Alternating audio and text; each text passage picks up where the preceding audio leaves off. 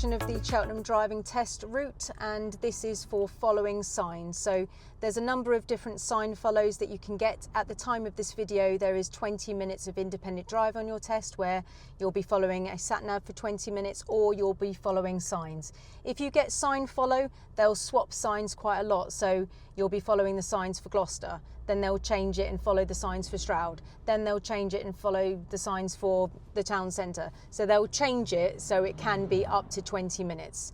Now there is talk about that changing, and there is talk about the whole thing being a sat nav. So it could be entirely independent, but at the time of this video it's 20 minutes only. So I'm doing a section of that. This is the follow sign for Oxford, and I'm going to be including that in this video. I'm going to turn the video around now and you can follow it. So if you're doing your driving test here, this will be helpful for you. I'll do the other ones at a later date as well. Hope this helps as per usual, and I'll see you on the next one. Okay guys, I'm going to start the video from this parking bay on the left in Montpellier, because the examiner does pull you up in this bay. It is one of the pull-ups that you do, and it's basically classed as the busy. So he's looking to see if you pull off safely into correct gaps without making anybody slow down or any problems happen. Okay, so if you live here, the Montpellier roundabout was behind the one with the Christmas tree or the stag, depending on which Christmas decoration they've decided to put up, right? So we're following all the signs for Oxford. Okay, and basically when you're on a sign follow or when you're following the sat nav, he's basically trying to see whether you mirror and signal correctly and that you have excellent position. So mirror and signal is like right up there, very, very important. A lot of the time when people go on an independent drive, they just literally forget to mirror and signal, and that is just an immediate fail. Okay, so following these signs for Oxford, this sign on the left here is displaying a staggered crossroads, but the examiner is going to want to see mirror and signal. It's really important, guys, because there's loads of pedestrians around here. If you forgot the signal at the first turn, I don't recommend it, but you might get away with it. But certainly if you're turning left at the next one, if there's a pedestrian nearby, that could be really dangerous, guys, because they might cross the road if they think that you're going up the road towards the Yellow Box Junction and Old Bath Road. I strongly recommend that you signal to the right here. Okay, so mirrors, signal, obviously positioning on the right, and we're about to do this turn right and turn left. Excuse me.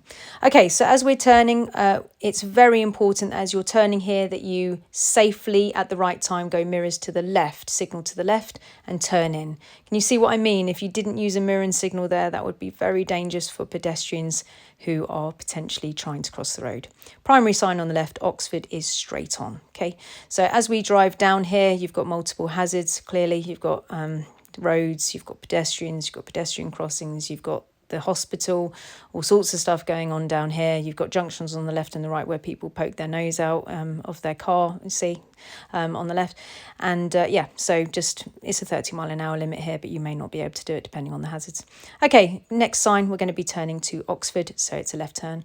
The black car is going to make a mistake here. I don't normally try and point out people's mistakes, but the black car really shouldn't have been in the left lane to turn right. The only reason why I've decided to leave it in this video is because I think it's a talking point, guys. If you're in the wrong lane on your driving test, whatever you do, go the wrong way. If you try and go the way that the examiner wanted you to go, you're going to fail. Okay, please just go the wrong way safely. If you're in the left lane, just turn left. Okay, you won't fail for that. Okay, so this roundabout, we're going to go straight on, and it's straight on to Oxford. Don't forget to look to the right at that roundabout, guys. Don't forget to look to the right. I'm afraid I've had a few people over the years fail there for not looking to the right. That is a roundabout. Definitely look to the right, okay? Following the signs for Oxford was straight on at that roundabout. Guys, I really hope that makes sense about the situation with the car back there, okay? The examiner, he doesn't mind if you go the wrong way safely, because he can just change the route for you and then you can go back. In our lives, we're going to go the wrong way so many times. You're going to follow the sat nav incorrectly. Yeah, you're going to go the wrong way. Your drunk friend's going to tell you to go the wrong way. So it's fine to go the wrong way. Just make it completely safe and you've still got a chance of passing a test. Okay, Oxford follow. We're going to be turning right at the lights. Okay, so of course there's 2 lanes here. So it's mirrors to the right, signal to the right, and positioning in the right hand lane. Now at this crossroads here, you've actually got an L-shaped repeater light on the other side. See where the red light is? So it's L-shaped. So basically at the bottom, you've got a green circle opportunity, and in the little bit on the right that's extra, that's where the green filter arrow lives. And on this particular crossroads, the arrow will come on at the same time as the green circle. So because it comes on at the same time as the circle, we're going to be able to go with priority, because that's our priority arrow. We won't have to go into the middle and give way to the oncoming people, which sometimes you do, right? If there's a crossroads with just a green circle, then you need to go in the middle and give way to all the oncoming people, of course, and you have to negotiate the turn that they want to do. Perhaps maybe they want to turn to their right, which would mean that you're going to be doing a near side to near side turn with them, which means you turn in front of them. If you need any extra information about that, use my other video to know how to turn right at a crossroads. But this one is particularly easy because the arrow is going to come on and give you priority. Notice, see, green circle and the arrow. So we've got priority. We don't have to go in and give way. So we're doing a right turn with priority. Obviously, do check to see if anybody's run a red light or something like that, of course. People do make mistakes, of course, and it's really important to look out for that. Okay, so to continue as we go down here, we've got one more sign left following the signs for Oxford.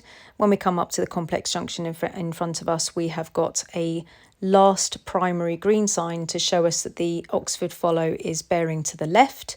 So you'll be able to see the green sign there, and Oxford is right at the top. You're bearing to the left. There is 2 lanes at this complex junction. You're going to be selecting the left lane. I know that there's loads of roadworks here, but notice the left light has gone green, so I can go, because the left light has gone green and that governs the left lane. The other lane was governed by the other traffic light and that one was still red. That's the thing to remember about that one. I call it the London Road split, so because it's London Road. Okay, so as you come up to that, the left lane, if the traffic light goes green, then you're good to go. Yes, the one on the right may still be red, but as long as yours is green and you're going left or straight to Oxford, then you're good to go. All right, guys. So that's the thing to remember about that particular part of the test. I have had people fail there for stopping because they've misunderstood the light and they've stopped at a green light. Yeah, so just be really, really careful. I just thought I'd leave this little tiny bit of road in, because you just come down here and yeah, there's just lots of like parked cars here in Ewan's Farm. So you're just going to have to be really careful with your speed with the parked cars, speed bumps and pedestrians walking around. So I just thought I'd use this little connecting road to finish, because the examiner brings you down here. So yeah, just loads of meeting traffic and pedestrians and stuff. All right, guys, I really hope this helped you today. And of course, I shall see you on the next one.